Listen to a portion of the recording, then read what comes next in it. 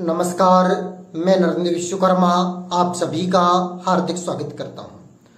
आज हम इस वीडियो में बात करेंगे अतिथि शिक्षक या गेस्ट टीचर से संबंधित टॉपिक पर। आज के हमारे इस वीडियो का टॉपिक है पुराने अतिथि शिक्षकों को गुड़ दिखाकर पत्थर मारा। पुराने अतिथि शिक्षकों को फिर से फॉर्म डालना है या नहीं डालना है, आज हम इस वीडियो में इन दो टॉपिक्स पर बात करेंगे।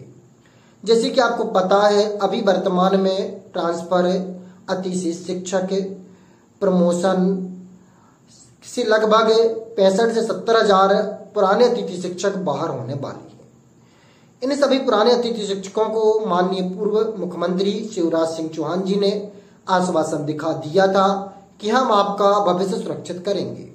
तो अतिथि शिक्षक इस उम्मीद में थे कि माननीय मुख्यमंत्री जी द्वारा दिया गया भाषण सच होगा और उन्हें प्रसन्नता थी, लेकिन हुआ जिसका जस्ट अपोजिट।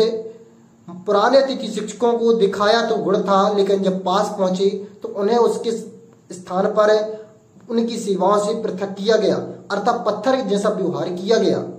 साथ ही साथ उन्हें जो स्कोर कार्ड में, अतिथि शिक्षक के स्कोर कार्ड में 2018 में काम करने वाले अतिथि शिक्षकों को 25 अंक दिए थे, ऊपर से उन स्कोर कार्ड के अंकों को भी हटा लिया, जिसके कारण अतिथि शिक्षकों का जो स्कोर कार्ड है वह बहुत कम हो गया।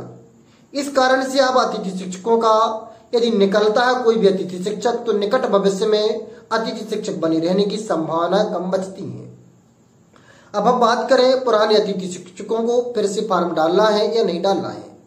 यदि वर्तमान में पुराने अतिथि शिक्षक कार्यरत हैं तो उन्हें किसी भी विद्यालय में फॉर्म डालने की आवश्यकता नहीं है। वैसे वो डालेंगे तो उनके लॉगिन पर आ जाएगा कि आप पहले से कार्यरत हैं।